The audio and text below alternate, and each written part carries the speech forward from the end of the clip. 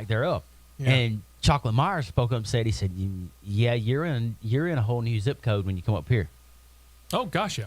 I mean, we've talked about this. There are equivalencies when it comes to all the different sports and trying to get up through the aspect. We've talked about football already, and you talk about those guys who are lucky enough to be able to play high school football and then turn around and be able to play it at the college level. And it doesn't matter whether you're, especially though, if you're at the top level, if you're in the football bowl subdivision, which I still hate, I still like to call it Division 1A. Absolutely. You're talking about an increase in the speed and the competition level from high school to college. And for those lucky few percent of those guys who are able to go on from college and play in the NFL, it's that much faster. It's that much harder. Everything comes at you with a lot more intensity. If you're a baseball player, you go from high school, maybe you go to college. Again, that intensity level and everything around it is that much faster, and all the intensity increases. Or if you happen to be drafted right out of high school and you start going through the farm system and you go from rookie league to single A to double A to triple A and then to the majors. I keep remembering Bull Durham and how Kevin Costner's character is talking, not quite midway through the movie, on the bus as they're traveling about how he had been in the show, how he'd been in the majors for that lucky small amount of time that he was able to spend that in there, and how everything was so great. People carried your bags, batting practice was held with white balls, but more importantly, the pitchers were nastier, exploding breaking balls, things that he never saw in the minor leagues that they did in the major leagues, because it gets more intense and the athletes get better the higher up you go into the system. Right. Same thing in racing. What Ty Gibbs did in the ARCA Menard series is totally different from what he's been experiencing in the Xfinity series. Agreed. The kid's got talent. No It's doubt. raw, but he's got talent. You can't win 5 races in 1 year in the Xfinity series and not have talent. I'm not taking the talent away from Ty. Sure. What I am taking from him is any thought that he might have maturity going on, because he has shown none of it. Zero maturity at all. Uh-huh. Because again, and I get it, you want to go for the win. If you want to go for the win at a short track, you do a bump and run. You get him up out of the lane.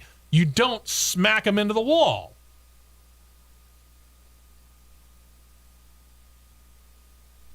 Nope. You don't. I was about to ask, am I going wrong here somewhere? Because I don't think I am. No. And you're not making any friends at this level. There has to be consequences for the actions. It's got to be something. We've seen it in the last 2 weeks with Bubba Wallace. Yeah, you got to. I think 2311, sister company to Joe Gibbs Racing, set something of a precedent here. What's Joe going to do? Nothing. Joe will do nothing. Here's why I say that. Well, okay. All right. Because there's enough backlog in sponsorship. Mm-hmm. Because with a little bit of foreshadowing, you know Menard is going to go with Brandon Jones. Yep. We're going to talk about that in a minute. You know they're going to go with him. Okay. Ream, I'm not so much as worried about Ream. Here's why. Ream sponsors another team as well. True. Stuart Haas. Yep. So Ream has the ability to allocate sources everywhere. That's true. All right. Monster's the one question mark. Monster's got a lot of irons in the fire. They have been sponsoring Kurt Busch. They have been sponsoring Ty Gibbs. They have been sponsoring Haley Deegan. They have been sponsoring Riley Herbst. They've got allocation. They've got sources that they can allocate around. And they can feel free to move it anywhere they want. It's the same way as what Red Bull is doing at F1 is what Monster's doing in stock cars in the United States stock. Yeah, it's true. Yeah. So it'll be interesting to watch this process. It really will. And how much of it will actually be released to the media? None. Probably not. I mean, I got to give 2311 some credit in the fact that they and NASCAR were very public over the fact that they were going to punish their driver. Now, we didn't find out what the in-house punishment for Bubba Wallace was specifically at 2311, but they were very specific in the fact that it was coming and they were going to do something about it. Really, all we've gotten from Joe Gibbs himself is that there will be consequences. We don't know what that means. Todd, you can't play your Xbox this week. I mean, what, is he grounded for 2 weeks? Man, it's stupid. Just if we're going to slap NASCAR, and we have on this show, for their lack of clarity when it comes to things like the crash test of the Gen 7 car when it was still in testing. Uh-huh. They were about as clear as mud when it came to that for the longest time. Right, so. Well, if we're going to ding NASCAR on that, we got to ding the teams for it too, and I'm going to ding Joe Gibbs Racing on this. And I have a lot of respect for Joe Gibbs. I've been lucky enough. I was lucky enough to meet Joe Gibbs one time. He was a very, very nice guy. He was very, very open. He was very, very welcoming. But you know what, Joe? You're going to have to break this one out. You're going to have to be much more open on this one. Jones, as you noted, going over to Junior Motorsports, bringing the Menard sponsorship along with him as he moves from the 19 to the 9. It'll be driven by Noah Gragson this weekend in the title race in Xfinity.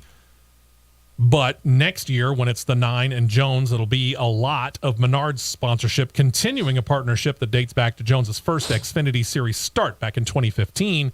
But it also revives, if you will, or reignites the relationship between the Midwestern Home Improvement Store chain and Dale Jr., because that goes back even further, back to 2004 and 2006 when he drove for Chance 2 Motorsports. Remember them? Uh-huh. And the old DEI. Mm-hmm. They also announced an expansion of their partnership with Bass Pro Shops and Junior Motorsports as a whole, noting Dale Jr. set to run a number 3 late model with sponsorship from them. It's a throwback to one of his dad's old paint schemes, by the way, later on this month. More importantly, for the Xfinity program, they're going to be primary sponsor for the 88 for Dale Jr. for not just 1, but 2 races next year. Races yet to be announced. Rut-row raggy. I smell a super speedway race coming. You think so? I'm pretty sure. Okay. In addition, Bass Pro Shop's going to be the primary sponsor for Josh Berry for 11 races next year, and it's expected to, in addition to the occasional start by Junior in late model action, the Bass Pro Shop's going to sponsor the regional late model entry of a young driver by the name of Carson Quapple. Expected to be about 20 races next year in total. Remember the gold and black scheme that Dale Earnhardt ran? Mm-hmm. Kids? That one. Think about that one. It's going to be a good-looking car. I've seen He's pictures running of it. Yeah, he's running it in the South Carolina 400 at Florence. Nice. There you go, Dan Lockamy. Yeah, really. Have fun with that one, Dan. Officially announced just after we got off the air last week, Parker Kligerman is back full-time in NASCAR. He's joining Big Machine Racing in their number 48 Chevrolet, not to be confused with the Hendrick Motorsports number 48. It's going to be the first full-time driver for Scott Borchetta. He's been running several drivers over the past 2 years as the team has run. Kligerman's worked with NBC Sports for their NASCAR coverage while also getting a part-time truck series schedule over the past couple of years. And he's been a veteran. He's hung around NASCAR for a while. Actually got his start with the old Brad Keselowski Racing truck team. In 2013, was full-time in Xfinity when Kyle Busch Motorsports had a team in the Xfinity Series. And over his career, the now 32-year-old has racked up 110 truck starts with 3 wins, 56 Xfinity Series starts, best finish a third at Road America, and has added 30 Cup Series starts and kind of spot driving duty there. He said he's going to run with Hendrick in the Truck Series part-time and added he will remain with NBC for some Cup Series coverage, but only Cup Series coverage in 2023. Yeah, he ran for Red Horse for a while, too. Thank you very much to Scott Borchetta and to Big Machine Racing for giving this guy another chance, because I honestly feel like he's been deserving of it for quite some time. Yeah, and in the 2023 bracket, I'm going to go ahead and pencil in the 48 car as a playoff car. I like it. Let's do a couple of more notes here before we take our mid-show break. Whelen Engineering has announced they're continuing their partnership with Richard Childress Racing's Xfinity team. Going to remain on the 2 car as Sheldon Creed remains in that car for a second year in a row. Brings the 2020 truck and 2018 ARCA titles along with him. He's got 4 top 5s, 12 top 10s, and 32 Xfinity Series races. Just missed this year's playoffs. And then there's RSS Racing. They're going to need a new crew chief for 2023. Kevin Cowboy Starland has announced that this is going to be his last weekend as a crew chief. He's opting to retire with 268 races to his credit going into this weekend. 243 of those calling the shots for Ryan Sieg. 13 top 5s, 41 top 10s. Unfortunately, probably not going to get that win that he so wants. But, hey, Cowboy, thank you for your service and enjoy your retirement. Yep. We're going to get into the Camping World Truck Series. We're going to talk about moves from Toyota to Chevrolet when we come back. We will be right back with more on the Championship Racing Network. All right, Mr. Gubbles, it's that time of year again. Got any last requests? What? You want a smoking deal on a new Kia, mucho dinero for your trade, and your credit pardoned? Well, you're gonna have to go to the Kia store, Anniston, Oxford, and Rainbow City, Gadsden. This week at the Kia store, any trade goes. Stuck in your loan or lease? The Kia store wants to get you released. For a limited time, get up to $2,000 over Kelley Blue Book fair market value for any trade. So you can drive a new, more fuel-efficient Kia for less. We have a great selection of new Kias, including the all-new 2023 Sportage and Nero SUVs. Sporty, fun-to-drive Forte and Soul. Plus, Telluride, Seltos, and Sorrento SUVs. All available with 0 down payment and super low financing. Worried that your credit is a little foul? The Kia store has partnered with even more lenders that will push to approve your credit, even if your credit is less than perfect. Lower prices, exceptional trade-in values, and a better buying experience at the Kia store, Anniston, Oxford, and Rainbow City, Gadsden, or online at mykiastore.com. Subject to lender approval, offers not combined. Anniston, Oxford, Munford. Who has the largest selection of Santa Fe's, Tucsons, and Sonatas? Hyundai of Gadsden. Rainbow City, Gadsden, Jacksonville, Alexandria. Who has the largest selection of Elantras, Konas, and Palisades? Hyundai of Gadsden. All Team 1 Hyundais come with shopper assurance and America's best warranty. 10 years or 100,000 miles. This is Hyundai Country. Team 1 Hyundai. Schedule your appointment now at HyundaiofGadsden.com. That's HyundaiofGadsden.com. There's only one team. That's Hyundai of Gadsden. Everyone loves the Afina's dine-in experience with the area's best service, atmosphere, Italian dishes, and pub fare. So with football here and holiday events on the way, you gotta get Afina's catering for your get-togethers and events. There are no menu limits. Choose wings and subs for your tailgate, steaks and seafood for your corporate event. Afina's always brings the value, and they'll deliver. Fall into the holidays with Afina's dine-in and specialty catering. Call Steven 256-343-8185. Afina's, sophistication made simple. In Jacksonville and downtown Anniston. Callie's Love Stuff. Sexy and fun, there's something for everyone at Callie's Love Stuff. You're gonna love this place, it puts a smile on your face. Callie's Love Stuff. Here is the latest weather from Alabama's meteorologist James Spann, brought to you by Bucks Island Marine of Southside, your authorized Crest pontoon dealer with full boat repair. Don't get a boat until you get a Bucks quote. The sky mostly cloudy today. A few showers are possible this afternoon or this evening, but the better chance of rain will be over on the western side of the state. The high today 75, tonight's low 64. For tomorrow, a mixture of clouds and sunshine, a chance of widely scattered showers, the high 79, and a very warm day on Monday. The sky partially sunny, temperatures near record levels, the high Monday 82. I'm James Spann on the ABC 3340 Weather Center on 95.1 The Mountain, Anniston, Oxford's classic station. WDNG 1450 AM and W236 CQ 95.1 FM. Anniston, the new 95.1 The Mountain. 2 tires only, and back out to the track for more action on the Championship Racing Network. Yeah, we are back. I'm Steve West, along with Matt Nicholson and producer John Myers, and portions of the show being brought to you by Ox Foundation Solutions and our good friend Michael Hart. Michael wants you to make sure that your house is in as good a shape as it can possibly be for the longest period of time that it can possibly be that way. And how do you do that? Well, sometimes you got to check and make sure that the foundation is good. How do you do that? Well, there are a couple of ways to kind of say, maybe I got a problem. And just because you have these situations doesn't mean you have a foundation problem. but certainly you're going to want to check it if you have any of these things like water or damp floors in your basement or your crawl space. Maybe you have a hard time opening or shutting windows or doors, or as you've been walking inside or outside of the house, you're seeing cracks in the brick, the basement walls, or your sheetrock. If you do, don't take any chances. Call, make sure about the foundation of your home. Again, as expensive as things are nowadays and the cost of land and houses only going up, you're going to want to make sure that it's in good shape, because if it's got a foundation problem now, it ain't going to get better. So call 205-362-6419 or email Mike at oxfoundations.com. Have him come out at no cost to you, at no obligation to you. He'll give you, if you're anywhere in the state of Alabama, a written foundation assessment. If there's nothing wrong, he's going to put it on that piece of paper and he will shake hands with you and he's gone. But if there is something wrong, he'll detail it with you, sit down and explain it and make sure that you know what's going on and talk about how much it's going to cost. And then you say, hey, heard about this on CRN, promo code WEST, W-E-S-T. He'll take 15% off of that amount right there. Pretty cool, huh? No obligation, no cost, written foundation assessment, all by calling or emailing and setting up an appointment. 205-362-6419 or Mike at oxfoundations.com.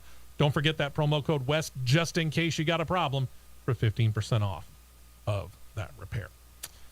Hey, we have noted the past couple of weeks Kyle Busch will be moving from Joe Gibbs Racing to Richard Childress Racing in 2023. And along with that, his Truck Series operation also moves from Toyota to Chevrolet. In the process, he'll lose the drivers he had from this season.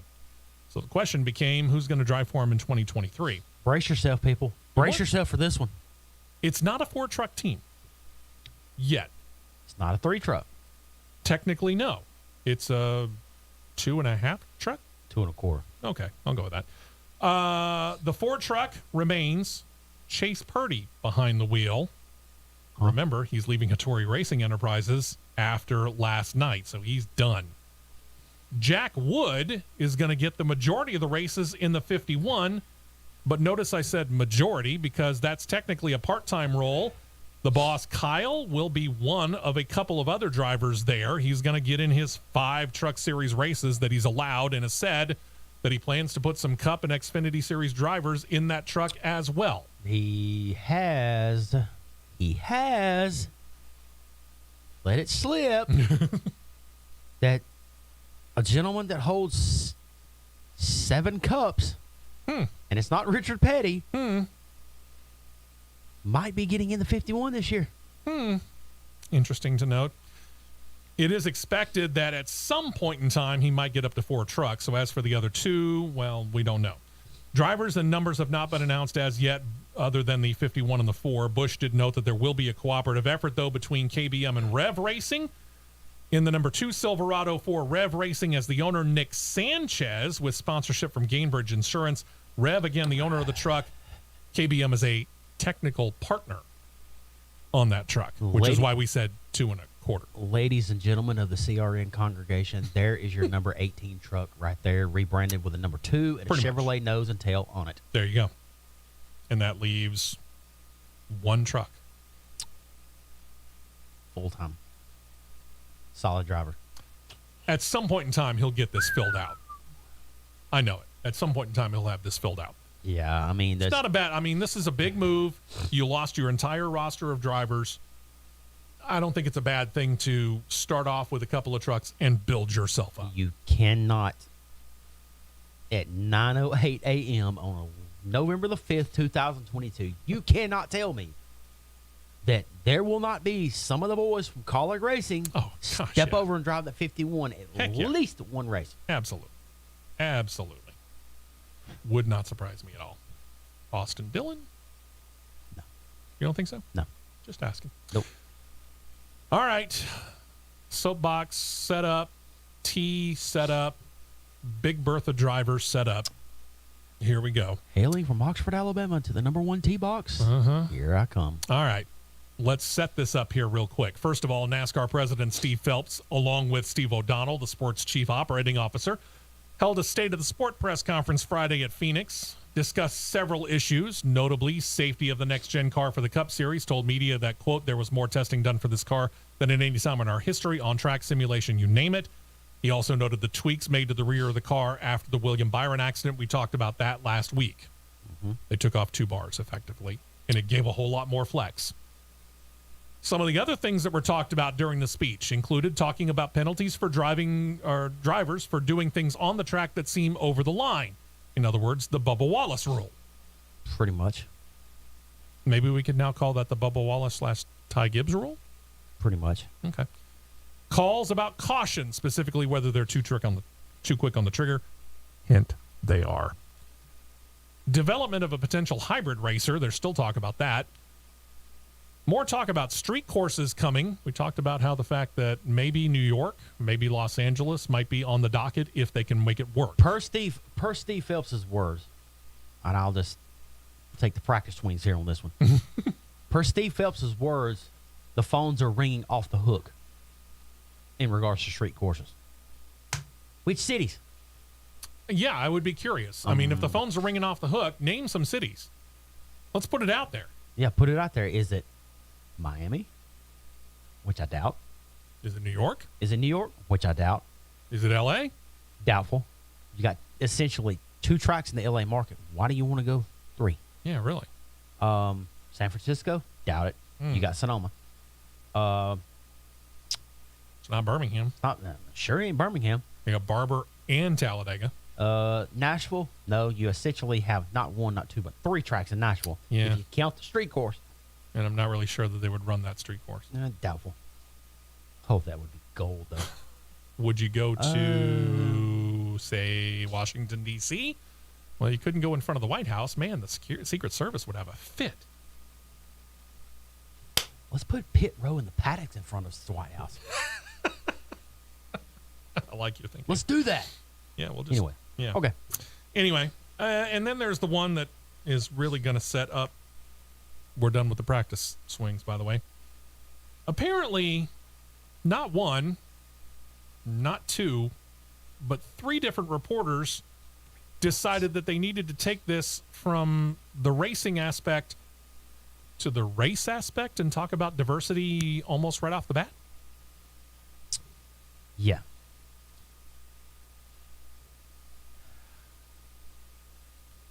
Let's just say, ladies and gentlemen of the CRN congregation,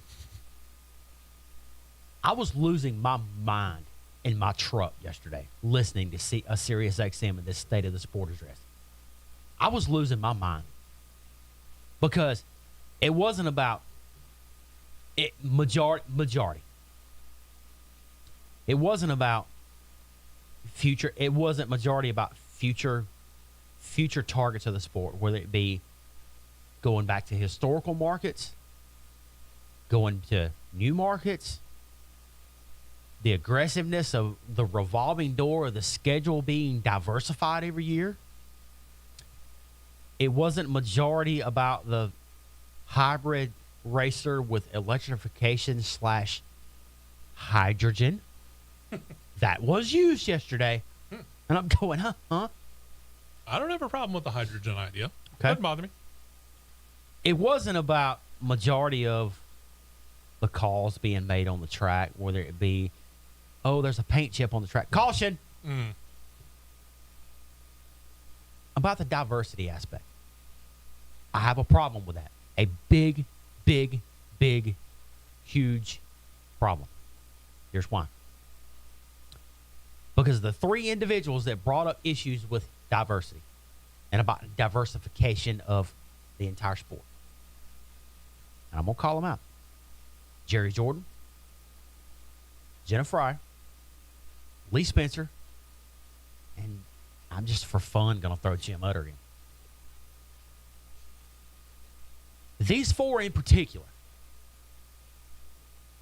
they're always glued in the media center, in the infield. And if you don't go outside the media center, you miss a lot. If you don't go outside the media center, you miss a ton. Yeah, I mean, because we've been inside the media center and we've roamed around outside of the media center both before, during, and after races. From the aspect of the African American community, the Hispanic community, I'll even go the Asian community.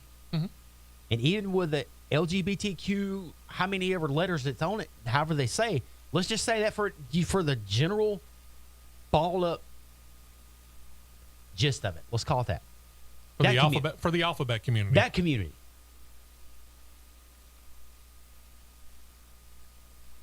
For community number one, Raja Caruth, Armani Williams, I'll even throw Bubba Wallace in. Sure. Okay. From a driver, from sitting in the seat, latching the helmet on. Jesse Iwuji. The countless,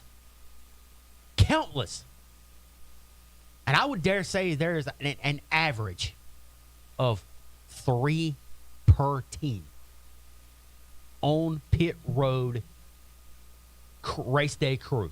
Average of 3 per team. From the Hispanic community,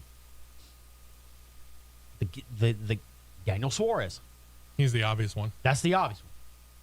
Okay. The cat that's driving in ARCA for DGR in the West Series, that's running really good. The whole entire NASCAR Mexico Series. Sure. And the ones that are slowly filtering their way up into the United States and dabbling in ARCA, trucks. You got Daniel Suarez, majority Xfinity Cup. Let's go that way. The Asian community. Who's the one prominent Asian one? Kyle Larson. That's really the one prominent one, and we're going to leave it at that one. The LGBTQ, as Steve says, is the alphabet community. All right. Devin Rouse, the first openly gay driver in the NASCAR series. Top four, including ARCA. Another couple ones that have been openly candid about that, and that's the term I'm going to use. J.R. Houston, he's an engineer for 2311 on Bubba Wallace's car. Ryan Hines, he's a public relations manager and a director for DGR, or now soon to be Tricon. Yeah, that's going to take some getting used to, by the way. And the one big one that I forgot, the female aspect of it. Yes. Okay. Jennifer Jo Cobb, Haley Deegan, Natalie Decker, in ARCA, Stephanie Moyer, Tony Breidinger, Amber Balkan. I could go on for days. Yeah, it's happening. It's happening. There's plenty of it there. Yeah. If you want to complain about it, okay, think about this for a moment. Somebody took the time just before the World Series began. World Series is going on right now, although a whole lot of people don't really realize it because, well, baseball is no longer the national pastime of the United States of America. But it's Houston versus Philadelphia, and somebody actually came to the realization that looking at both rosters, for the first time, basically going back all the way to the 1960s, neither team has a starting black player. I saw that. Because African Americans are tending to go away from baseball towards other sports, be it football or basketball or now racing. They're just kind of moving away from the baseball aspect. These things ebb and flow, ladies and gentlemen. Yeah. And this is a sport that has a not necessarily stellar reputation when it comes to people who are not white and male. It takes time. Yeah. But it's happening. We have the driver diversity program, and it's becoming a massive success, and we're seeing those drivers coming up through the ranks, whether they're female, whether they're black, whether they're Asian, whether they're Hispanic, it doesn't matter. And you're trying to artificially accelerate it. Let it happen in its natural course, and it will happen. True. All right.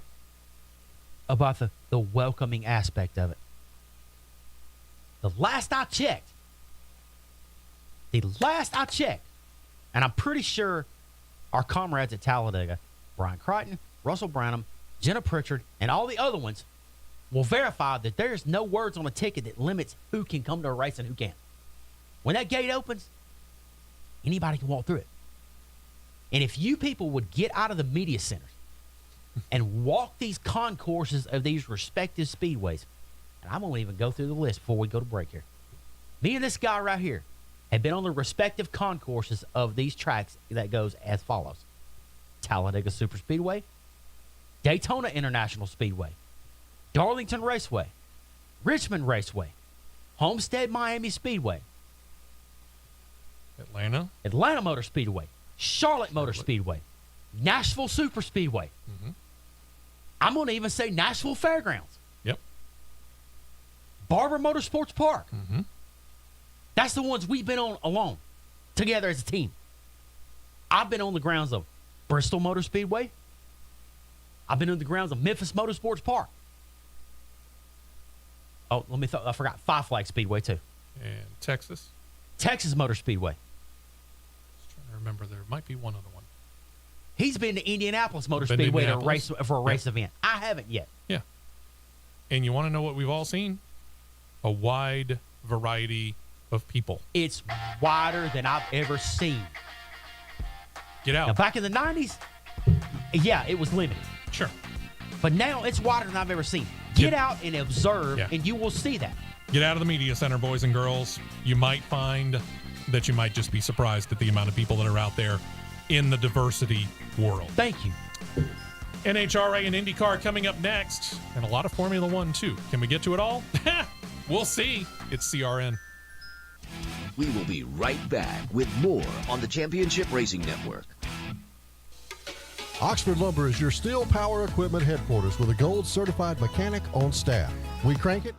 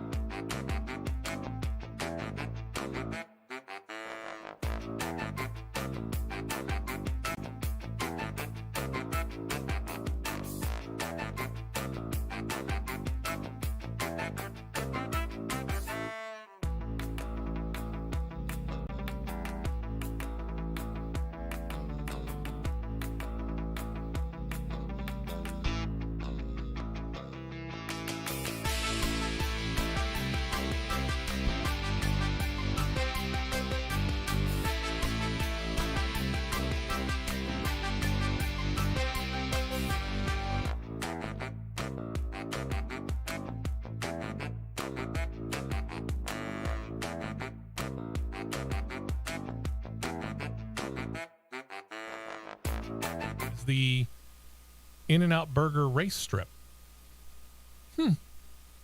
It'd be creative to put an In-N-Out drive-through at the end of the strip. Oh, that'd be fantastic. that'd be great. Strip has hosted the NHRA since 1953, been the home of the Winter National since 1961, and they added the NHRA Finals in 1984, marking generally both the beginning and the end of the season. I say generally because, well, we'll get to that. The original contract actually wasn't set to expire until 2028, but the additional 5 years, the NHRA says, is their way of showing their commitment to running at the track twice a year in Southern California. Now, as I said, we'll get back to it. Next season is one of those years where they are hosting 2 races, and one of them will be the traditional end of the season, the NHRA Finals, but they won't be the leadoff next year. That'll be the Gator Nationals. Instead, they're going to be race 3 on the season as well. All right. Indycar has introduced a new name for what we used to call the Indy Lights series, beginning right now. It's now named Indy Next, Indy NXT. Pronounced Indy Next. It'll feature, obviously, all the talent from around the world that's hoping to get into the NTT Data IndyCar series. They will have a presenting sponsor as well. So it's actually Indy Next, presented by Firestone, the longtime sponsor and tire provider of the Indy Ladder series. Officials want the Next series to not only showcase talent development, but develop a younger audience. They plan on running 14 races in 2023. They're going to pair with the Indy series for all of them. Begin with the streets of St. Petersburg. They're coming to Barber Motorsports Park. They'll be at the Indy Road Course for back-to-back races on May the 12th and the 13th. From there, they have back-to-back Street of Detroit races early June. Go to Road America, Mid-Ohio Sports Car Course. They go to Iowa. They're only going to run 1 race versus IndyCar's 2. They're coming to Nashville. They're going to Worldwide Tech Raceway at Gateway. They're going to Portland, and they'll wrap their 2023 season with back-to-back races. Back-to-back days, September 9th and 10th at WeatherTech Raceway, Laguna Seca. The series say they saw an expansion of the number of entries, a number of drivers. It was the highest number they've had since 2009. And IndyCar and Firestone are hoping they will be able to build on that momentum next year. Not a bad deal because, let's face it, you can get so many drivers from Formula One, but sooner or later, you got to figure out where you're going to get those drivers from the feeder series. Sure. Every major motorsports series has feeder series. Indy Lights has kind of seemingly taken a back burner. I think they're actually putting a lot more emphasis on it now. Yep. That's a good thing. Absolutely. Aero McLaren Racing SP made 2 announcements this week.